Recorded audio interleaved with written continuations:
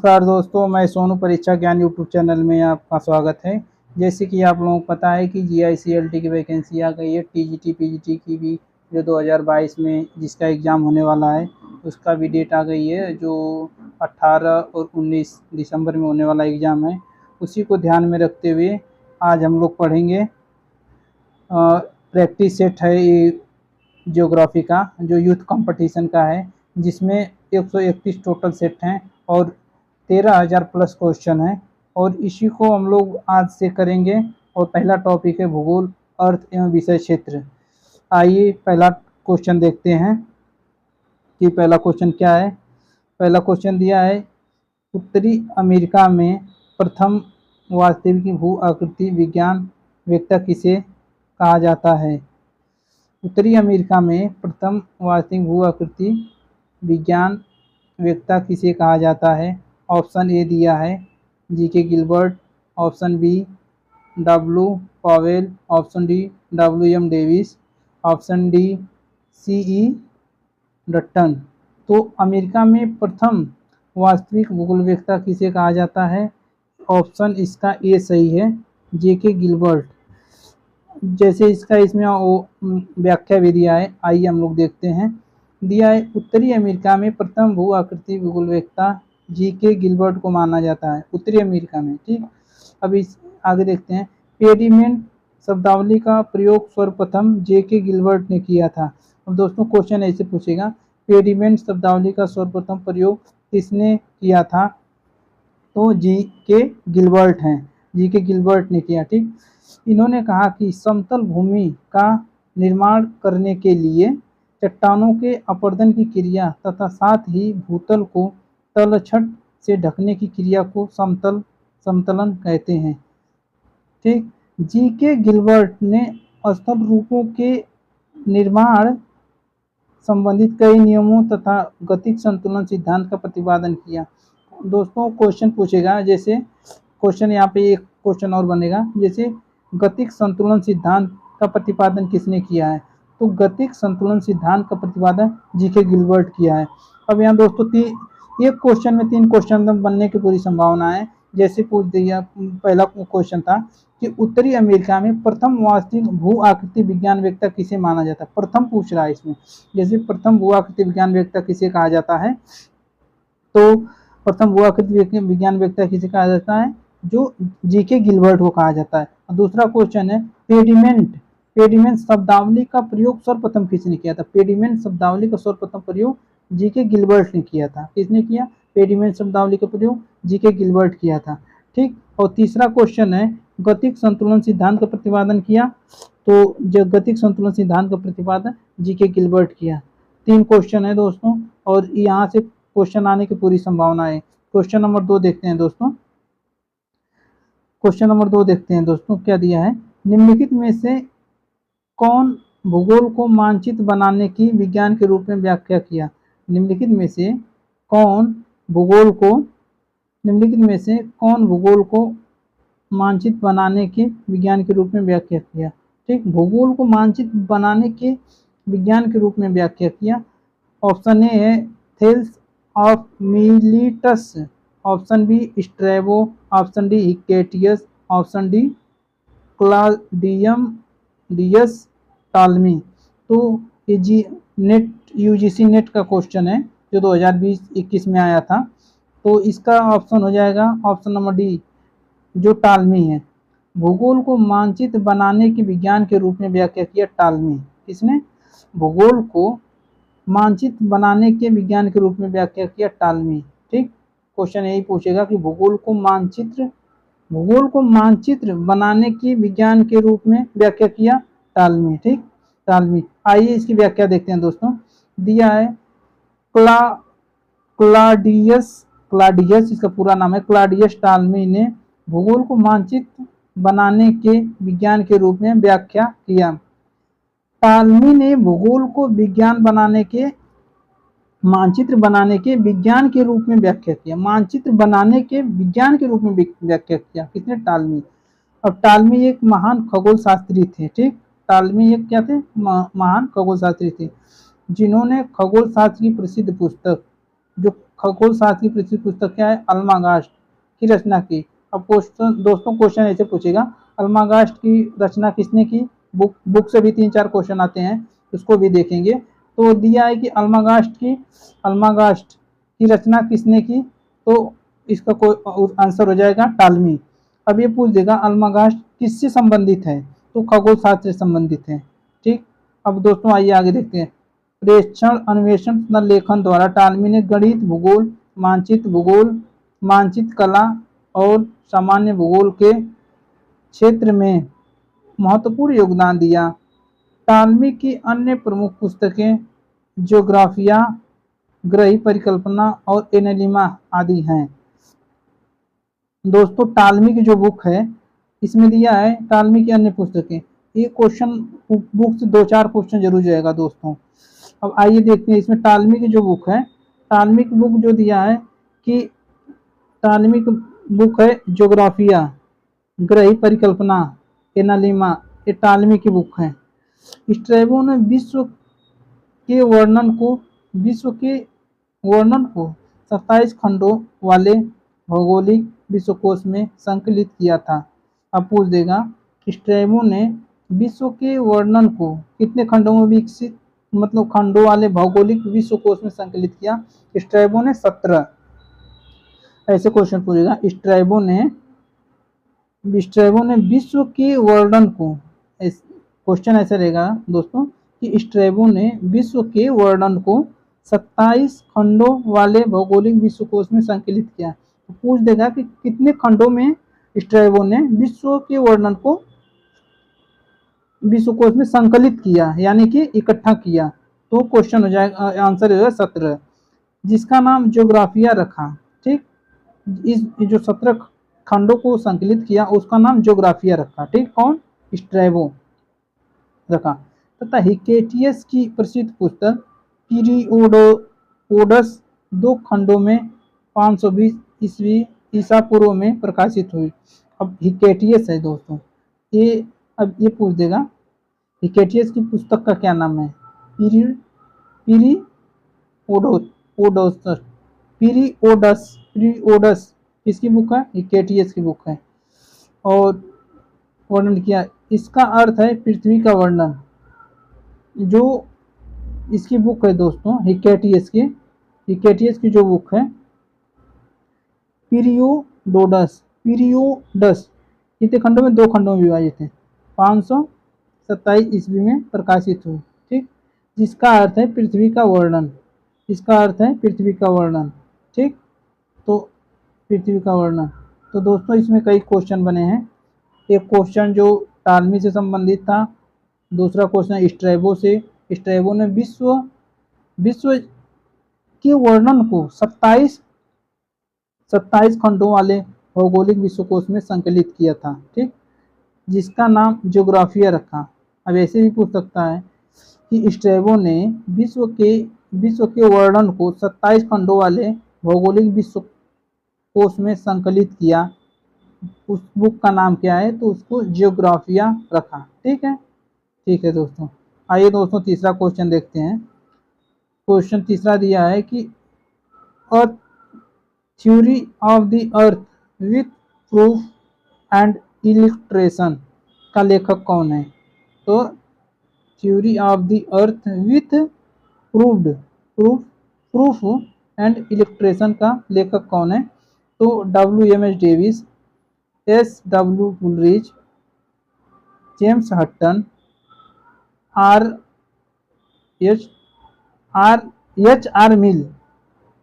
ठीक, तो इसका क्वेश्चन का आंसर है दोस्तों जेम्स हटन। इस क्वेश्चन का आंसर है जेम्स हटन। अब आइए दोस्तों इसको देखते हैं हम लोग। जेम्स हटन इसका नाम है। अब दिया है, इसकी व्याख्या देखते हैं क्वेश्चन नंबर 3 की। Theory of the earth with proof and illustration के लेखक जेम्स हटन है। James Hutton. अब क्वेश्चन तो यही बुक से क्वेश्चन है दोस्तों, जो यूपी PGT 2021 में आया है कि theory of the earth with proof and illustration किसकी बुक है? हटन की। अब इसको याद कैसे करेंगे दोस्तों? अब एक जैसे इलिस्ट्रेशन, इसमें दिया इलिस्ट्रेशन, इलेक्ट्रेशन और हट्टन टन इलेक्ट्रेशन, ये दोनों को आप मतलब एक ही, जैसे दोनों एक ही वर्ड लग रहा है, हट्टन इलेक्ट्रेशन, इससे आप याद कर सकते हैं इसको। और सर अब आगे देखिए, देखते हैं दोस्तों, दिया है सर्वप्रथम स्कैटिश भूगोलवेत्ता जेम्स हट्टन ने। अब जेम्स हट्टन कहाँ के हैं दोस्तों? स्कैटिश के हैं। कहाँ के? स्कैटिश भूगोलवेत्ता, ठीक। ने सन 1785 में भूविज्ञान क्षेत्र में चक्रीय पद्धति का अवलोकन किया। अब दोस्तों पूछेगा 1785 में भूगोल क्षेत्र में चक्रीय पद्धति का अवलोकन किया। अब चक्रीय पद्धति का अवलोकन किसने किया? क्वेश्चन दोस्तों ऐसे बनेगा, चक्रीय पद्धति का अवलोकन किसने किया? तो दोस्तों इसका क्वेश्चन आंसर हो जाएगा जेम्स हट्टन, ठीक। अब इनका एक कथन है दोस्तों, देखते हैं, देखते हैं। न तो आदि का न तो आदि का कोई लक्षण है और न ही अंत का कोई भविष्य है, ठीक। अतः पृथ्वी के इतिहास की चक्रीय प्रकृति की संकल्पना में परिणित हो गया और इसी आधार पर इन्होंने एकरूपता के सिद्धांत का प्रतिपादन किया। अब दोस्तों क्वेश्चन यहाँ पे पूछ देगा कि एकरूपता के सिद्धांत का प्रतिपादन किसने किया? एकरूपता के सिद्धांत का प्रतिपादन जेम्स हट्टन ने किया, जो कहाँ के थे? स्कॉटिश भूगोलवेत्ता थे, ठीक। अब आइए क्वेश्चन दोस्तों, क्वेश्चन नंबर 14 देखते हैं दोस्तों। क्वेश्चन अच्छे से हम लोग कर रहे हैं और वीडियो थोड़ा लंबा होगा, और हम इसको देखते हैं कि एक एक टॉपिक करेंगे डेली, ताकि अच्छे से रिवीजन हो सके। क्वेश्चन दिया है चौथा, जिसमें देखते हैं दोस्तों, किसने कहा था वर्तमान भूत की कुंजी है? किसने कहा था वर्तमान भूत की कुंजी है? तो option A Penck, option B Davis, option C Hutton, option D Ratzel.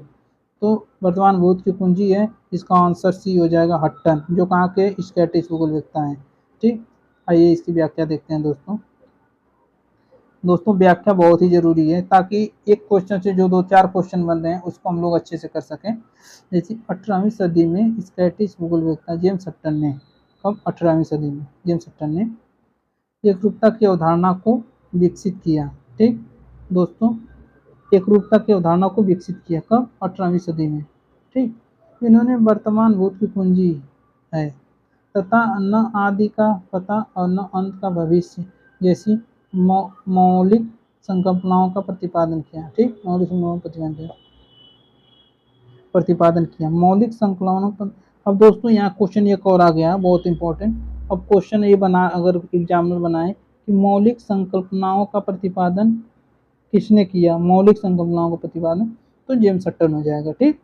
अब क्वेश्चन देखते हैं, मॉडर्न जियोलॉजी के आधारभूत सिद्धांत की वर्तमान समय में जो भूगर्भिक प्रक्रम तथा नियत कार्यरत है, वे ही समस्त भूगर्भिक इतिहास में कार्यरत थे, परंतु उनकी तीव्रता में अंतर था, ठीक। तीव्रता में अंतर था का प्रतिपादन एकरूपता के रूप में किया गया था, ठीक है दोस्तों। अब आइए 5वां क्वेश्चन देखते हैं दोस्तों। निम्नलिखित में से कौन एक भौतिक भूगोल की शाखा है दोस्तों? व्यवहारिक भूगोल, मृदा भूगोल, इनमें से कोई नहीं, प्रादेशिक भूगोल। तो दोस्तों ऐसे नाम से ही देखने में पता चल रहा है कि भौतिक भूगोल की शाखा कौन है, भौतिक भूगोल की शाखा कौन है। तो भौतिक भूगोल से संबंधित है, तो इसकी ऑप्शन नंबर बी सही है, मृदा विज्ञान। मृदा विज्ञान है भौतिक भूगोल की शाखा, ठीक। अब आइए दोस्तों इसकी व्याख्या हम लोग देखते हैं। जैसे दिया दोस्तों, मृदा भूगोल भौतिक भूगोल की एक शाखा है। क्या? मृदा भूगोल भौतिक भूगोल की एक शाखा है, ठीक। भौतिक भूगोल से भूगोल को प्रमुख 2 भागों में बांटा गया। दोस्तों ये जो भूगोल है इसको 2 भागों में बांटा गया प्रमुख रूप से, एक भौतिक भूगोल और एक मानव भूगोल, ठीक। भौतिक भूगोल और मानव भूगोल 2 भागों में बांटा गया है। और आइए दोस्तों और आगे देखते हैं, भौतिक भूगोल को अधोलिखित उप शाखाओं में विभक्त किया गया है। तो भौतिक भूगोल है जो दोस्तों, उसको अन्य शाखाओं में भी विभक्त किया गया है। तो अब भौतिक भूगोल की जो शाखाएं हैं उसको देखते हैं दोस्तों। जैसे भौतिक भूगोल की शाखा है दोस्तों, पहला भूगणितीय भूगोल, ये भौतिक भूगोल है। जैसे जलवायु विज्ञान, ये भी है। जैव भूगोल, ये भी है। नि निवृंश भूगोल, अगर निवृंश भूगोल दोस्तों ये देख, जैसे नाम से जैसे लग रहा है कि ये मानव भूगोल की शाखा हो सकती है, लेकिन दोस्तों ये मानव भूगोल की शाखा नहीं है। निवृंश ये भौतिक भूगोल की शाखा है। ठीक, अब दोस्तों देखते हैं स्थलाकृतिक भूगोल। ठीक, स्थलाकृतिक भूगोल, समुद्र विज्ञान, मृदा भूगोल और पारिस्थितिकी भूगोल।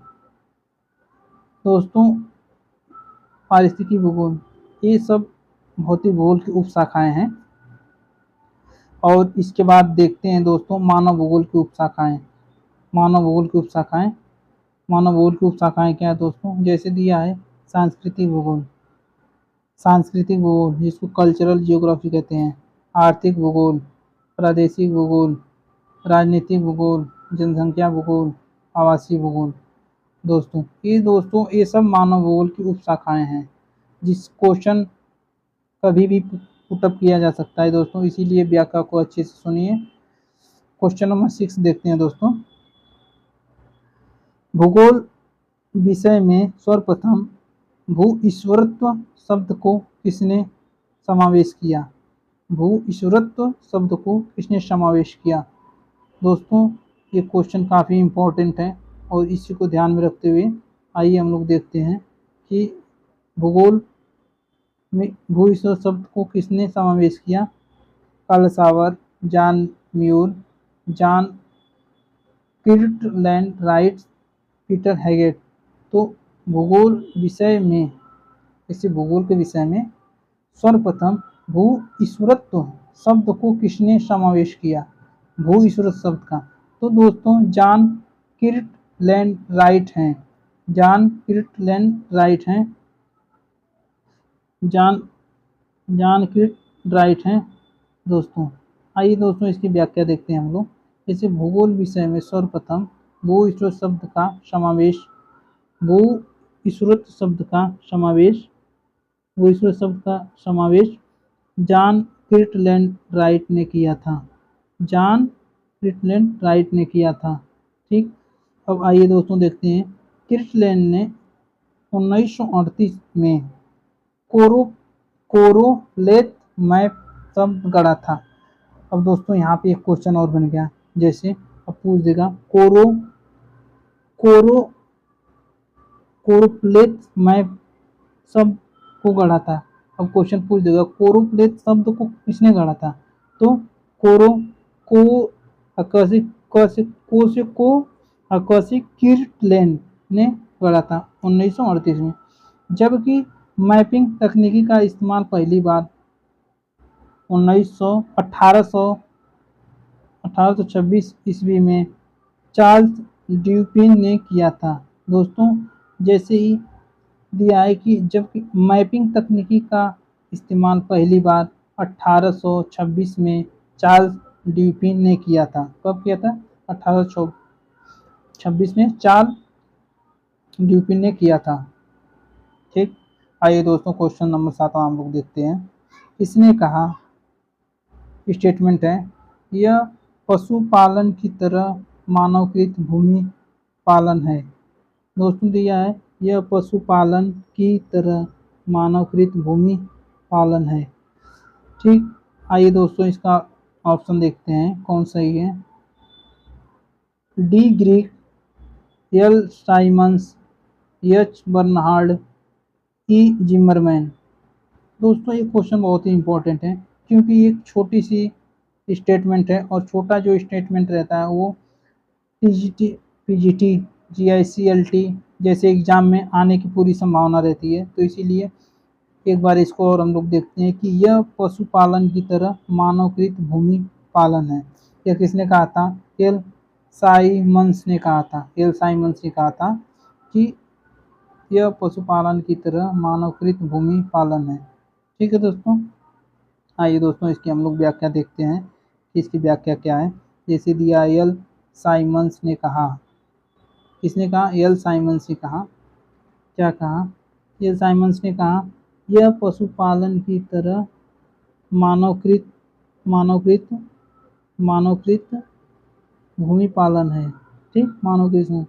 साइमंस 1968 के अनुसार कृषि भूगोल कृषि भूगोल कृषि भूगोल कृषि भूगोल मनुष्य द्वारा भूमि पर कृषि का भूगोल है।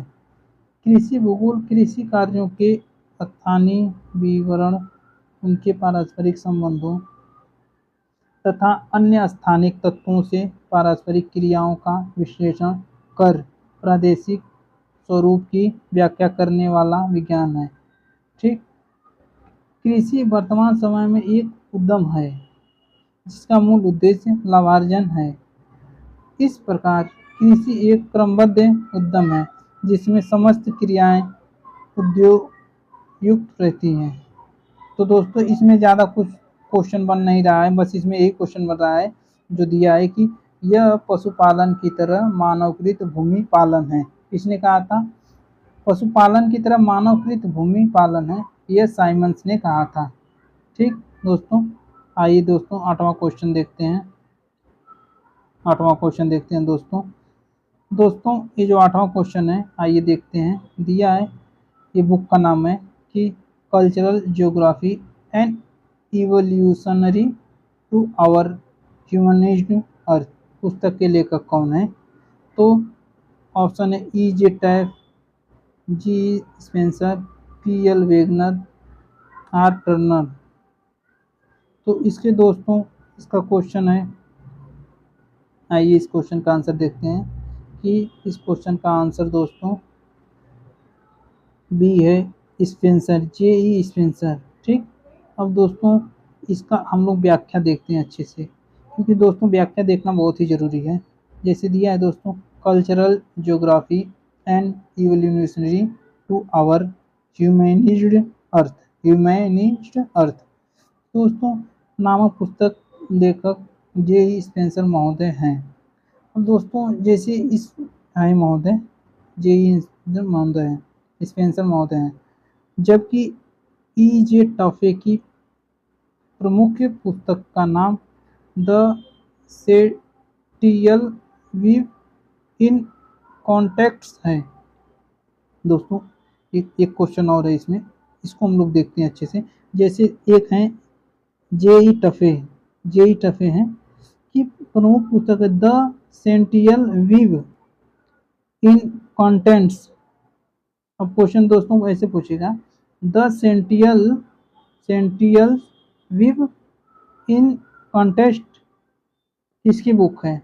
तो दोस्तों कॉन्टेस्ट, ट से ट, कॉन्टेक्स्ट, तो दोस्तों ये हो जाएंगे टफे हैं। ठीक, तो दोस्तों जैसे हम लोग व्याख्या देखते हैं तो इसमें एक क्वेश्चन तो एक रहता है, लेकिन इसमें 2-3 क्वेश्चन बन जाते हैं। जैसे दोस्तों 2 क्वेश्चन इसमें बन गया। आइए दोस्तों 9वां क्वेश्चन हम लोग देखते हैं। भूगोल है एक क्या?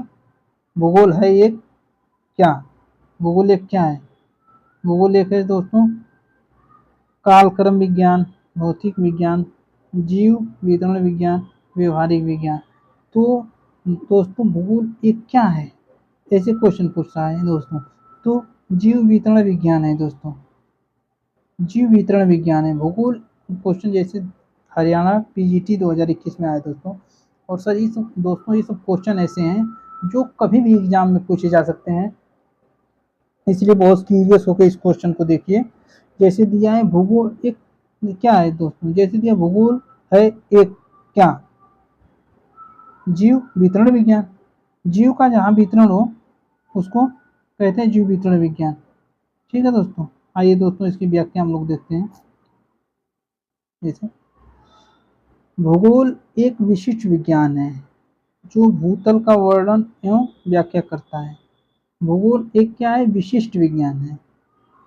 एक लाइन हो गया सर दोस्तों। जैसे दिया है जो भूतल का वर्णन एवं व्याख्या करता है। ठीक, भूतल मतलब जमीन, जो इसकी व्याख्या करता है दोस्तों। जो जमीन होती है जैसे भूतल, उसकी व्याख्या करता है। भूगोल का शाब्दिक अर्थ है पृथ्वी का विज्ञान। दोस्तों अब एक क्वेश्चन यहाँ एक और बन सकता है कि भूगोल का शाब्दिक अर्थ क्या है?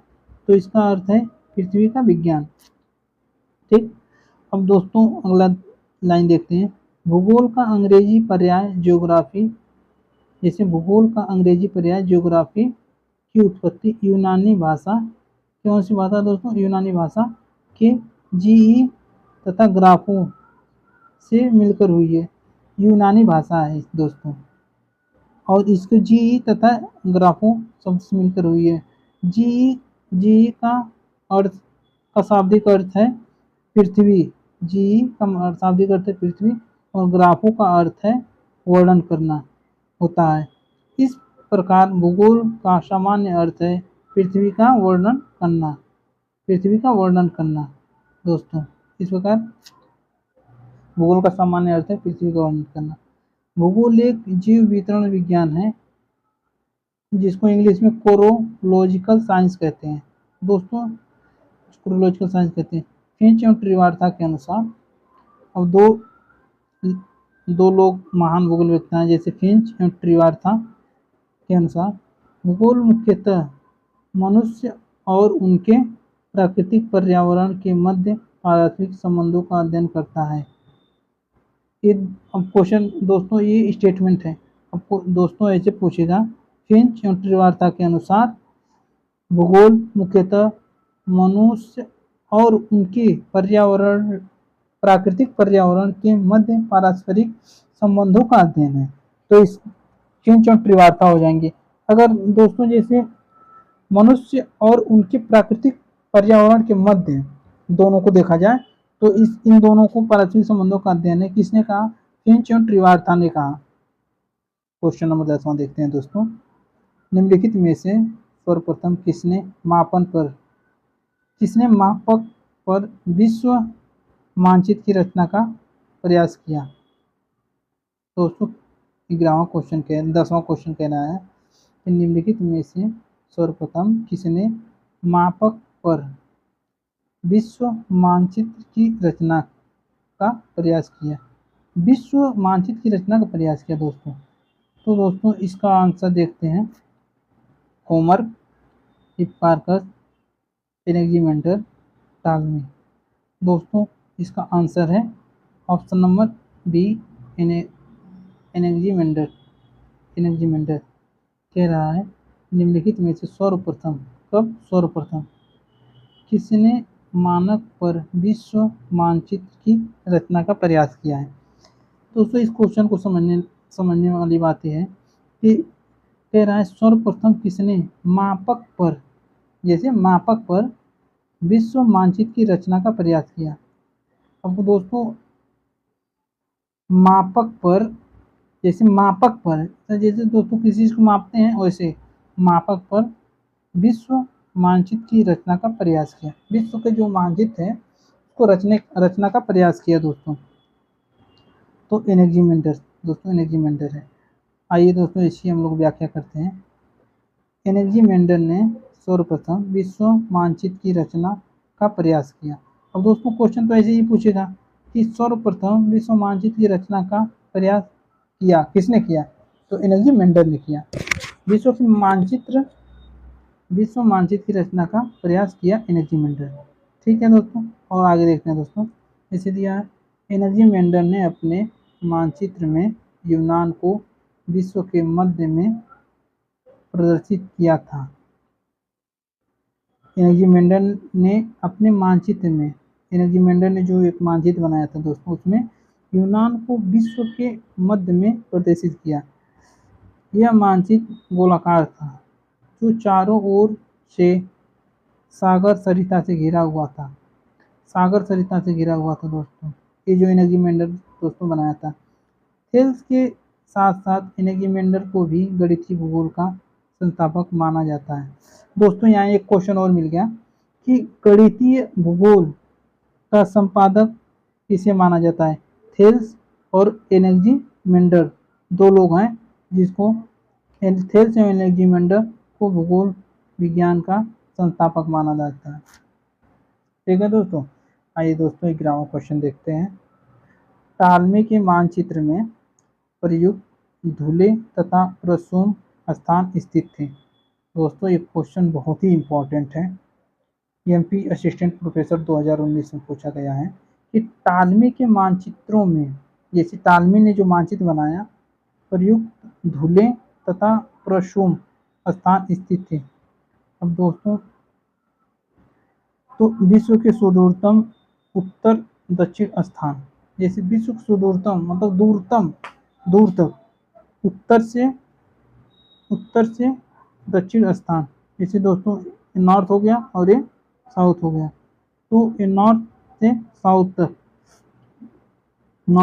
तक दोस्तों, नॉर्थ से साउथ तक धुले तथा प्रशुम स्थान स्थित थे, विश्व के सुदूरतम स्थित स्थान थे। आइए दोस्तों, इसकी हम लोग व्याख्या देखते हैं। टालमी के मानचित्र में प्रयुक्त धुले तथा प्रशुम स्थान विश्व के सुदूरतम उत्तर दक्षिण स्थान हैं।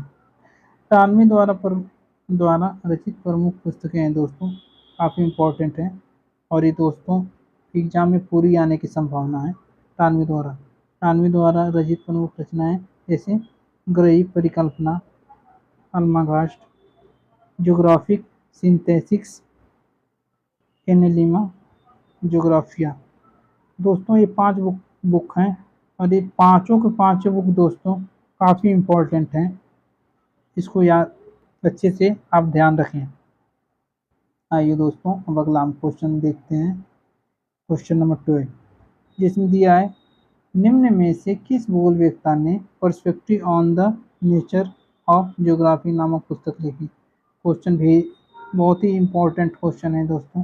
जैसे दिया है दोस्तों, perspective on the nature of geography, perspective on the nature of geography पुस्तक लेखक कौन है दोस्तों?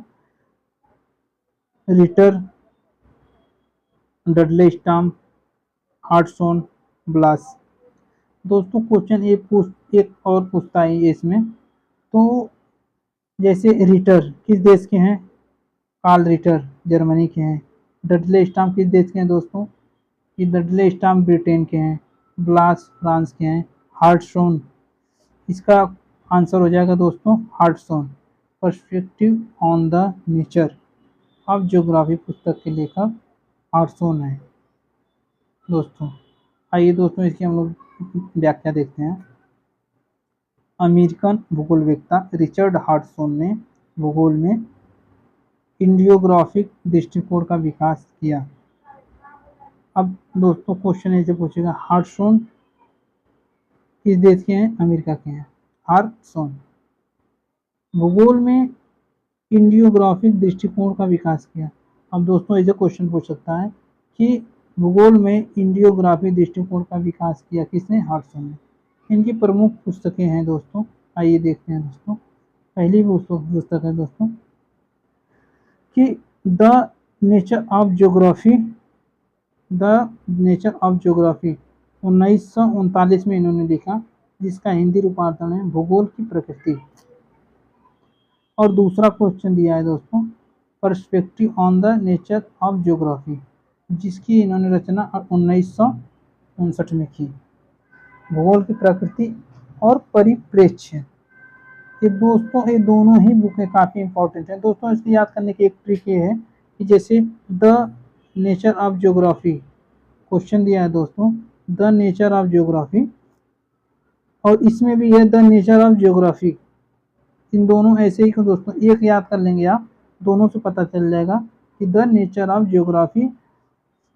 अब इसमें केवल पर्सपेक्टिव ऑन लगाना है, और इन दोनों बुक हार्टसॉन की है, जो अमेरिकी भूगोलवेत्ता हैं। हम दोस्तों आइए हम लोग फिर और क्वेश्चन देखते हैं। क्वेश्चन नंबर 13, भूगोल में विषय सामग्री के कारण उत्पन्न द्वैतवाद कहा जाता है। ठीक, द्वैतवाद कहा जाता है, किसको कहा जाता है?